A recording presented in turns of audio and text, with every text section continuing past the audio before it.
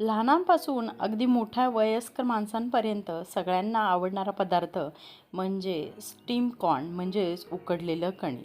तर चला आज आपण ते कसं बनवायचं ते बघूया. इथे एक मीडियम आकाराचं मी पातेलं घेतलं आहे. त्याच्यावरती अर्धं पातेलं मी पाणी घेऊन गरम करायला ठेवलं आहे.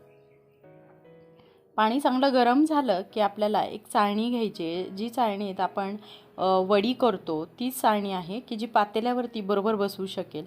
या चाळणीमध्ये आपल्याला जे विकतचे कॉर्न आहेत ते आणायचे. तिथे मी बेबी कॉर्न घेतलेत. ताजे कोवळे घ्यायचे कॉर्न की जे लवकर शिजतात. चांगले वाफेवरती आपल्याला हे व्यवस्थित शिजवून घ्यायचे आहेत. अगदी कोवळे असतील तर 15 ते 20 मिनटं लागतात हे कॉर्न चांगले शिजवायला. ज्याप्रमाणे आपण वडी, कोथिंबीर वडी किंवा अळूची वडी शिजवतो त्याचप्रमाणे आपल्याला हे कॉर्न व्यवस्थित शिजवायचं आहे. त्यासाठी आपण चाळणी घेतली. चाळणीत कॉर्न टाकलेले आहेत. मक्याचं कणसाचे जे दाणे असतात ते टाकलं तर आपण झाकून ठेवलेत. बघा सुंदर अशी वाफ सुटलेली आहे. हे कॉर्न शिजलेत का ते बघूया. तर काय करायचं, खालीवरती असं चमच्याने हे कॉर्न फिरून घ्यायचे म्हणजे जेणेकरून खालची बाजू वरती बाजू खाली असं झाल्यानंतर सगळ्या बाजूनीही व्यवस्थित शिजतात. पुन्हा एकदा पातेल्यावरती चाळणी ठेवून पुन्हा एकदा ते झाकण त्याच्यावरती ठेवायचं आहे आणि पुन्हा चेक करायचं आहे की कॉर्न शिजलेत का.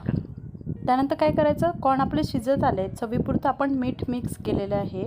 चमच्याने ते सगळं जे कॉर्न आहेत त्यांना सगळीकडे खालून वरती लावून घ्यायचे आहेत. कॉर्न हे शिजत आल्यानंतर एक लावायचं आहे मीठ, कारण मग आधी लावलं तर मिठाचं पाणी खालून चाळणीतून सगळं पाण्यामध्ये खाली पातेल्यामध्ये हे पाणी विरघळून जातं आणि त्याच्यामुळं काय होतं, कॉर्नला मीठ व्यवस्थित लागत नाही. तर निम्मे अर्धी कॉर्न शिजल्यानंतर आपल्याला हे मीठ सगळीकडे लावायचं आहे, ढवळून घ्यायचं.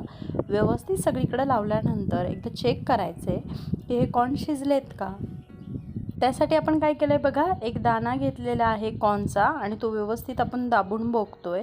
त्याच्यामध्ये नखं व्यवस्थित गेल्यानंतर, तो दाबला गेल्यानंतर तो फुटला की समजायचं की तो शिजलेला आहे. हे बघा अशा प्रकारे आपण चेक करूया.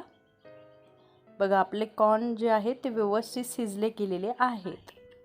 ह्यामध्ये तुम्ही चाट मसाला घालू शकता. कांदा, टोमॅटो, कोथिंबीर मिक्स करून तुम्ही हे चाट बनवू शकता. मी इथे फक्त मिठाचे कॉर्न बनवलेले आहेत.